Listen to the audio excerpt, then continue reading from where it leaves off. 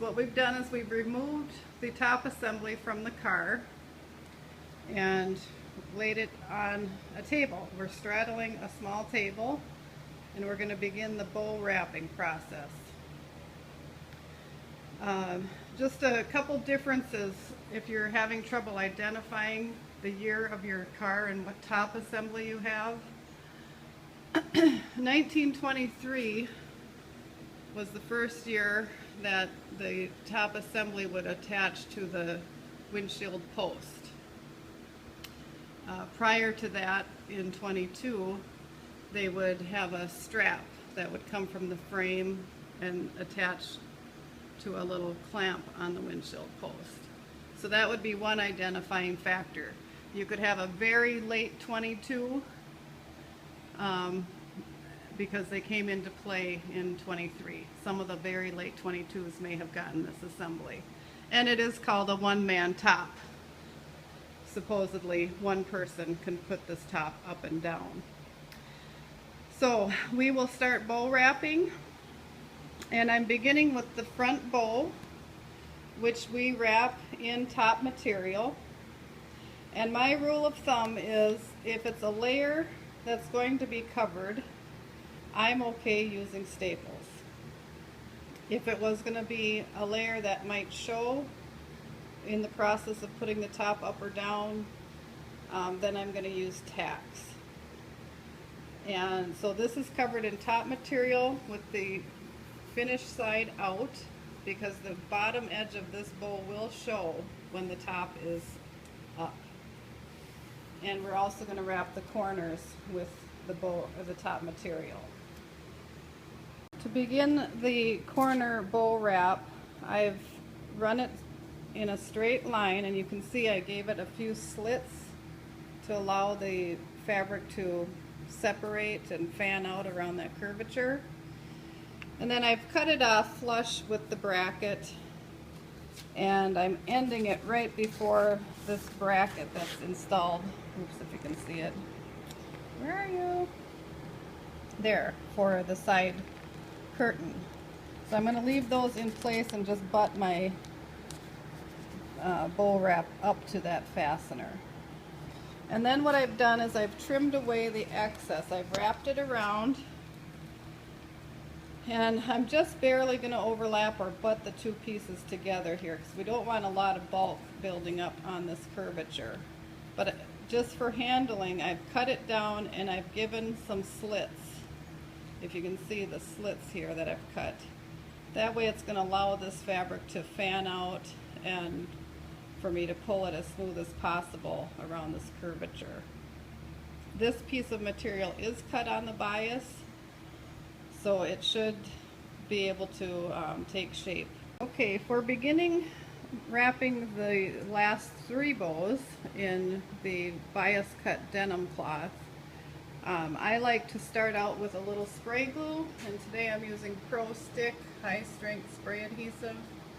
Any spray foam or spray glue that is meant for fabric can be used. You don't want something that's going to bleed through the materials. What I've done is very lightly sprayed the bow, very lightly sprayed the front third of my bow wrap. That way I can start placing the bow wrap on the bow without having to nail it. If I need to adjust it, I just peel it and re-stick it. I can show you, it's hard to do this. See how you can stick it on, and if you didn't get it straight, you just peel it off and you can re-stick it again. Once I'm happy with where I have the bow wrap, that's when I'll start putting my staples or nails in. So I'm going to start, and I'll take another picture once I get the first layer done. What I'm going to do is basically just try and run this as straight as I can, really without stretching it, and press it on, and then we'll begin wrapping it around the bow. I've got my piece pressed on, and you can see I've just run it along the bow straight as I can, and I mentioned without stretching it. You're going to do all the stretching once you wrap it around. And what I'm going to do, since this is a fabric that will ravel, I'm folding under a 1/2 inch right above the iron casing. So that's going to butt right up to that iron casing. And again, we're going to bring the fabric around, and especially in the corner area, we're going to take our scissors and we're going to make slits. So we're just going to take and cut the fabric like this. And we can cut that right up to this back edge. You don't want to cut beyond it because then your slit would show. But you can cut the area. We could cut this all the way back to here if necessary, so that we get all the wrinkles out around that curvature. To begin wrapping, I've made a slit at the end of the straight part of the bow, and down here will come again to about the same point. And what we're going to do is cut back our bow wrap so that we can see how that's barely reaching the front edge. I'm going to fold under, and then we're going to nail that so that it gives a nice finished edge and you won't have it raveling. So we're doing that on the straight section of the bow, from this point to this point, and we've trimmed down our bow wrap so that we don't have a whole lot of bulk there. You want to just turn under a 1/2 inch and get the straight edge all finished. Okay, to review wrapping the bows, we put top material on our front bow, and we've stapled that. We did the curvature also. Remember to make little slits so that your bow wrap can fan out and allow you to get that as smooth as possible. You can see it on this one a little bit better, how it's slit so that it allows the fabric to spread out and really cling to that curvature. And then the second bow, we've nailed through the center straight section, folding that under so you don't have any loose threads peeking out. And then over the curvature area, this metal area, we hand sewed, and then I've stapled here because our pad will be attached here. And at the end, we're folding up a 1/2 inch and putting a nail there. And same with the rear bow. We're just finishing that up with some hand sewing over that metal bracket. The rear bow, we went ahead and used staples across the whole bow because your main top deck and your rear curtain will be nailed on here. So like I said earlier, I don't worry about using nails until it's the final layer on that part. I get away with staples if I know I'm going to be adding another layer of materials on top, and it's the final layer that I like to use the nails. So now we have our bows wrapped and the assembly is back on the car. It looks pretty sad right now because we don't have any straps on. What I've done, just for safekeeping, I tied some twine to hold that bracket in its keeper on both sides. Just until we stabilize this frame, I'm trying to avoid anything popping out of place and falling down and scratching the body. But this is a starting point. We've got bows wrapped, we've got it attached to the front windshield.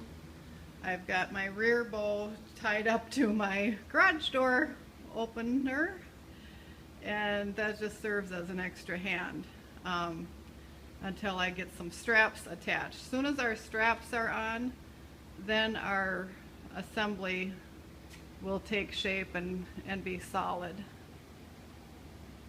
So before straps go on, our windshield flap needs to go on. So we've got our front bow securely attached to the frame.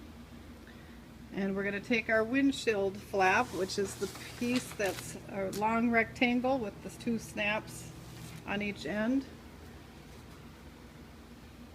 And we're basically going to put it over the windshield and lay it forward over the bow and nail that in place.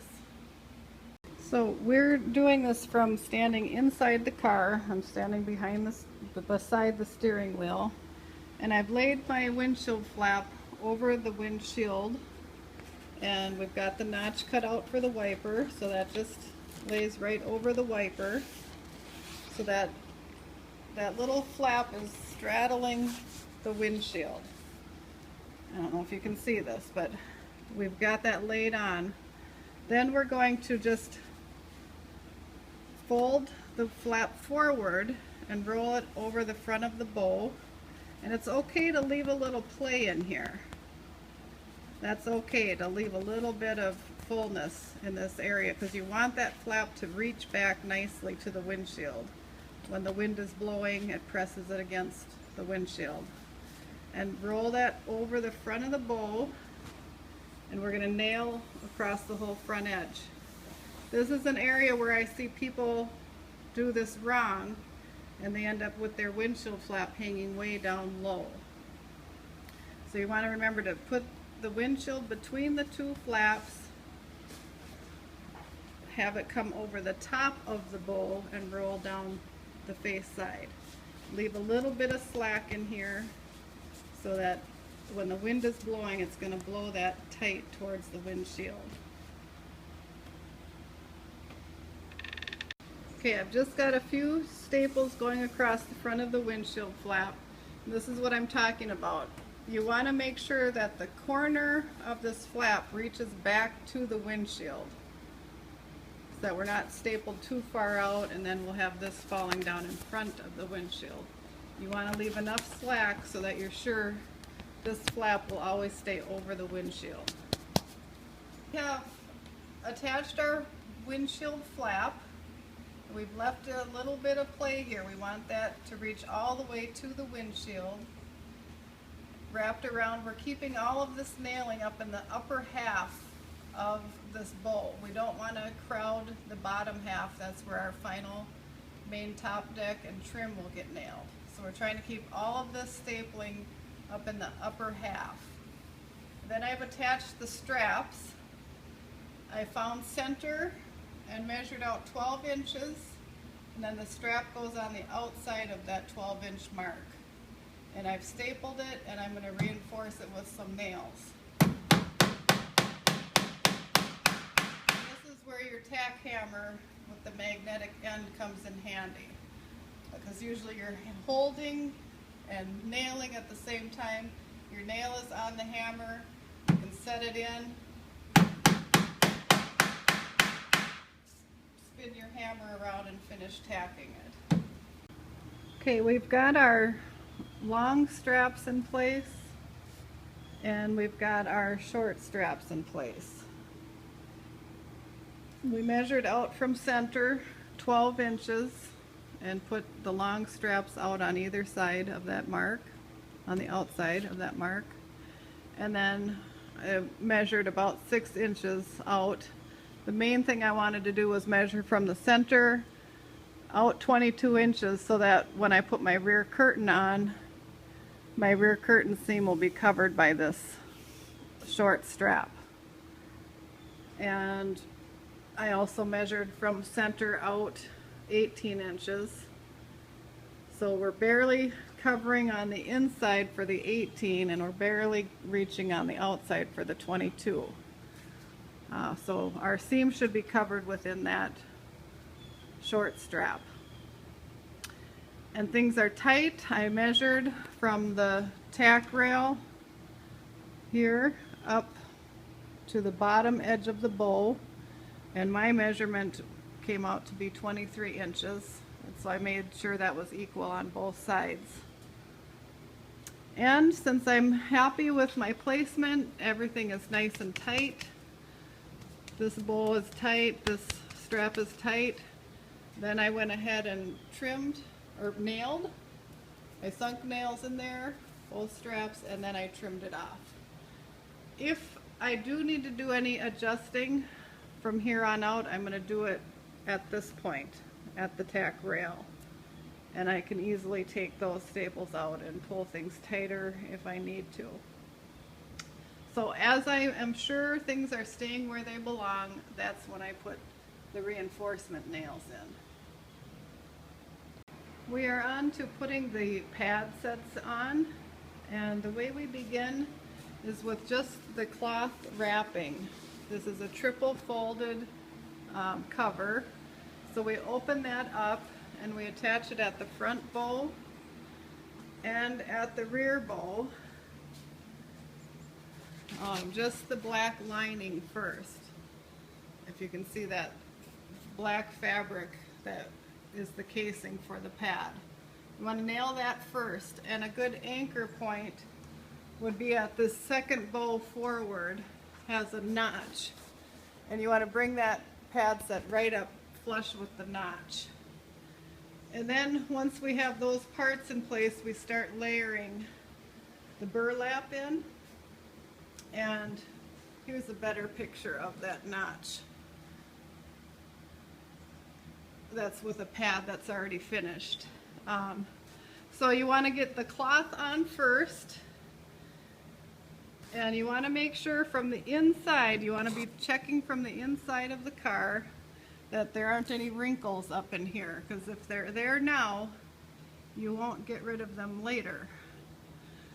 And then once you have that covering in place, then you start with the straps. And I like to anchor my strap at this second bow from the rear, because there's a notch in the framework. I want my pad to be right up to that notch, so that is what I call my starting point. And then we run that forward and back tight, but not tighter than our strap. Sometimes it's easy to pull tight on these and then you end up with sagging straps. So make sure you're matching the tension that you have already established with your strap. This third bow from the back I am not nailing to, but you can see the strap wants to fall off. So what I'm going to do is take a needle and thread and just whip stitch that together to keep it from falling down like that. You can see I'm just knotting the thread, and then I'm going to pull that together with several stitches and knot it again. So now we have our straps in place all the way back. I am going to trim them as close to my staples as possible, and I'm also going to set a few nails in, because they are supportive to the structure of the roof. So I've got my nail on my hammer, and we're just going to set a few, 3 or 4 of them across each strap for reinforcement. We don't want to rely on anything that's giving the top structural integrity. We want this to be load bearing, and that means we're going to stick some nails in it. Okay, so we have trimmed the back edge of our lining material and straps. I've left the fold over layers long, so I just trimmed the center section. Coming forward, we've nailed with the number 6 tacks right to this bowl. That's going to hold our straps in place. We want nails there. Staples could get popped out during the stress of the top going up and down. Notice we're nailing through the straps. We will not nail through the pad. We don't want any indentation in the padding once that's on. And then at the third bow from the back, we just hand stitched to keep the straps together. Otherwise this one wanted to just fall down. And then up front, we have trimmed again the center section and nailed our straps. And all that nailing is above the center line of this. Now we have layered our pad on top of the straps, and I've lightly glued the straps and I've lightly glued the pad. And we're making sure that pad runs right within a 1/4 of an inch to that sewn edge of the pad wrap. And same down below. We want that to come down so that it's filling out the entire width of the pad. Then we're going to trim. The bottom 2 layers get trimmed ahead of the bow, and this final layer will wrap over the bow about a 1/2 inch. Okay, I've trimmed that away. This layer is stopping right ahead of the edge of the bow, and then the final layer that will be against the main top is coming back within a 1/2 inch of that back edge. We'll staple this here, but we want to leave this area clear for our final main top deck and our trim, our rear curtain, our valance. Okay, we're beginning day 2 of installing a top on a 23 to 25 touring, and I like to pre-fit the rear curtain. That's the next step after you've got the straps, bows wrapped, straps, pads, and windshield flap on, and our structure is nice and sound. Everything is lined up where it should be. So what I like to do to start off with the rear curtain is find center of the rear bow, find center of the rear curtain, and just hold it up there with a clamp. Now, when I first put it up there, I put it as low as it could possibly be. And then as I started to fit the curtain around the sides, I continued to adjust that clamp. Find center on top, center on bottom. On this particular model, we have seams that should line up with the body seam, and ours are lining up perfectly here and here. So once I tested, I brought my side panel around and clamped it here. You want to leave some fullness right here in this curve of the rear bow. If I stretch this super tight, I'll have this hip sticking out here. And I've left some play in this curtain so that when I'm doing my final stretching, I have enough material to stretch it up and over that bow, and it'll just make a nice curve to that side panel.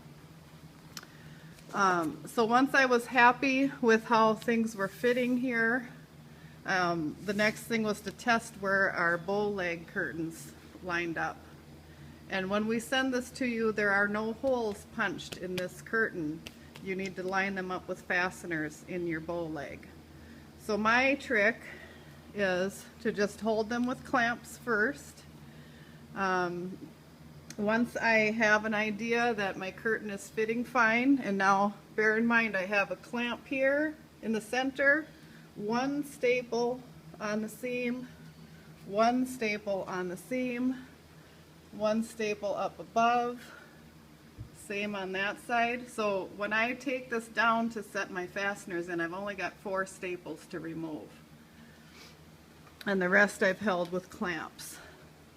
And then what I do is I work my way down the curtain. Starting up here, I want to make sure I've got a good fit. My curtain is ending where my welt tip is going to be applied. And then I press against the stud that's in the bow, and I just put my little scratch-awl right up against that stud and poke through the curtain with the scratch-awl. So I'm making a very minimal hole, and I work my way down the bow leg, putting a hole at each stud. And as you can see, you end up with just a very small hole. So if I needed to adjust up or down when I go to putting the fastener in, I haven't ruined the side panel. That hole gives me leeway to move my fastener up or down. So slow as you go. Take this rear curtain very seriously. You don't want to just get up there and start nailing. You should be able to basically fit your whole curtain and have a nice tight curtain before you start nailing. Another point is around this curvature, we've left it long in case your bow was set higher, further out. You can see there's a couple inches of play down here at the bottom. When I'm fairly certain I had my curtain in the right spot, I started making slits. Okay, we're on the workbench here. We're going to install the lift-a-dot fastener. And what I did, this is your punch, and the two teeth that are closest together is the front of the fastener. So I've centered the hole of the punch right over the hole I made in the curtain, and made sure those two teeth that are close together are facing the edge of the curtain. And then we punched our hole. Then our finished side of the fastener should be to the inside of the curtain. That's the side you will see when you're inside the car. And you poke those prongs through, and you can see the hole is just where the stud will come through. So it worked out nicely that we used the scratch awl to get started. So set each fastener in and then flip it, and gently you put your plate on, and you're just going to tap those tabs over. I don't know if I can do this. See, that tab gets pounded over and holds the plate in place. Pretty easy to install. If you don't have this punch, you can use just a round hole punch, and then use your utility knife just to make slits in the curtain where those fastener studs would come through. And the way I would do that is just make an impression on the cover with the fastener, and then take my knife, just the point of your knife, and poke through. So if you're lacking the fastener punch, go ahead and modify by using just a round hole punch and the tip of your blade. So we've got our holes punched. Now I know it seems backwards. Instinct would tell you to put the finished side of the fastener on the finished side of the top. But we're actually going to put them on the inside. Since our stud is pushing through to the inside, we want the catch to be on this side of the curtain. And we're going to see the inside. We won't see this side once it's pushed up against the bow leg. So set your curtains. Remember, the pointed or the narrow side points towards the edge of the curtain. So we get those all set in place.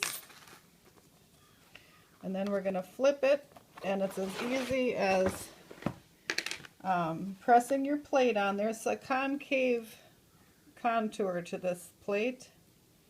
You want it, the edges to curl down towards the curtain so it gives a nice tight fit. And then you just simply fold those tabs over. Not difficult. I'm doing it one-handed. You can see the tabs get folded in. Don't fold them out. It could overextend the edge of the fastener and cause you to get a hole in your curtain. So just go ahead and gently fold those tabs down. Okay, we're starting to put the rear curtain on. Our fasteners lined up nicely. First thing I did was snap the curtain to the bow legs, and then the curtain really just falls into place after that. What I did was I pulled this side curtain as far forward as I could. I gave more slits, and I actually slit above this body line because this bubble kind of gives you extra area to stretch around, so you really need to cut your slits up above that so that when you do trim it, you don't end up with fullness because you were accommodating that line in the body. So once I got that fitted, you can see how the fullness is coming out of that side panel nicely.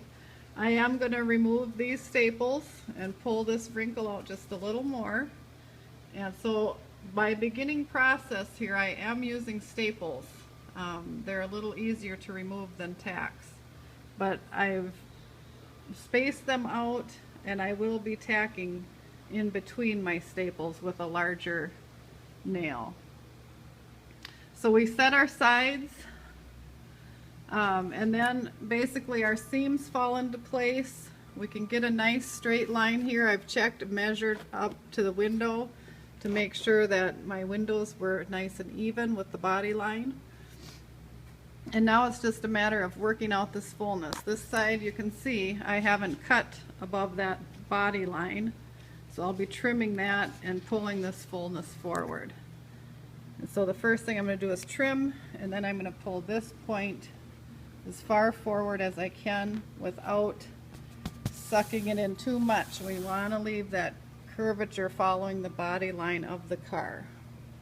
Okay, we've got our rear curtain on, and we're starting to put the trim along the bottom of the rear curtain.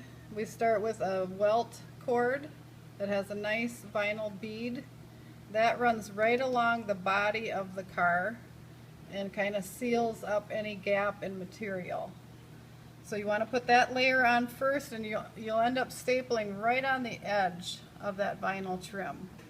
And you'll notice underneath, peeking out here, are nail heads. Before I started that vinyl trim, I went over this with number 14 nails. The wood on this seemed a little dry and soft, so I am putting some larger nails than I usually do. And here you can see I also folded a piece of trim in half and nailed through that, so there's a little more integrity to the curtain. In this case, the rear seat was already upholstered, and for this body tack rail to be replaced, the whole rear seat would have to come out. So we've upgraded our nail size. So we're running that first line of bead, and then covering all of this in the end will be Hightem welt. And I'm going on to the main top deck, and our first points that we want to anchor are the corners. You want those to overlap exactly with your rear curtain, and then our trim will come down, and a welt tip will finish that off. But this, we're going to start on one side, and then we stretch the top over to the other and anchored it, and it did take some stretch to get it here. But the main thing you want to check is that you're meeting and that you're not leaving a big ripple here. So it's kind of a down and backward stretch.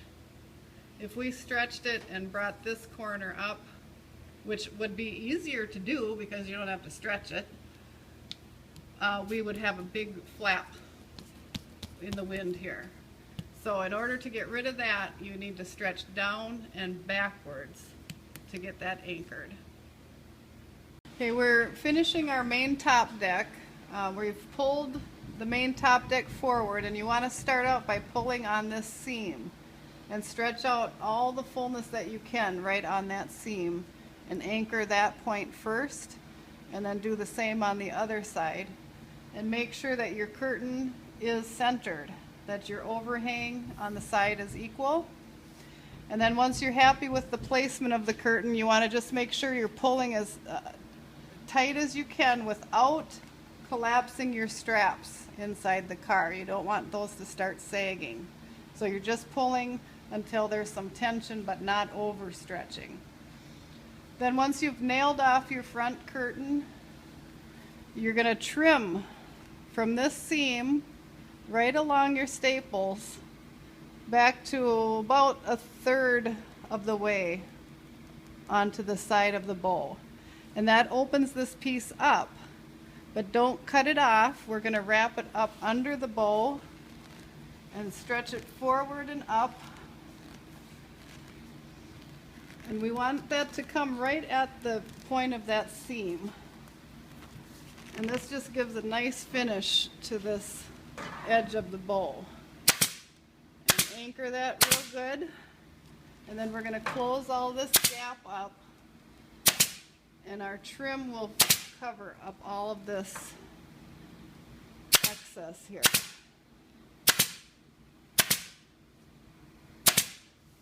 And then you can cut this off, and you've got a nice finished curvature to that bowl. We're making the V cut along the curvature of this bowl. And to do that, you just get up right next to the seam, just cut straight up, and then you're going to cut right below the staples. And you're going to go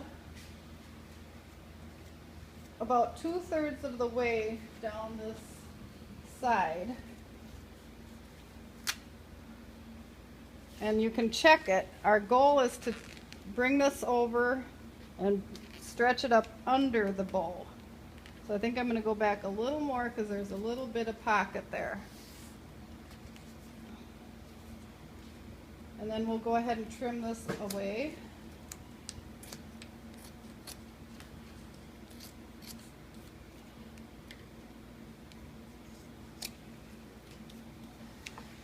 And now we're going to stretch that tab. Don't cut it off completely.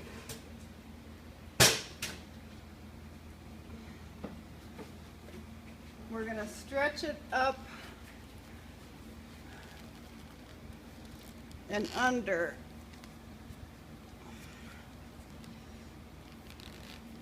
This is what will give you a nice tight line here down the side panel.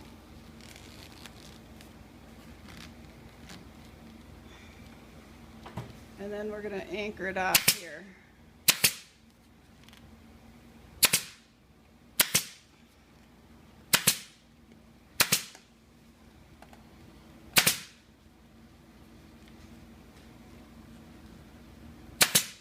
And then our trim is going to come and finish all of this slit here. So now our final thing would be to cut this away, trim across the front bowl, and then run our binding, our Hightem welt, to finish that.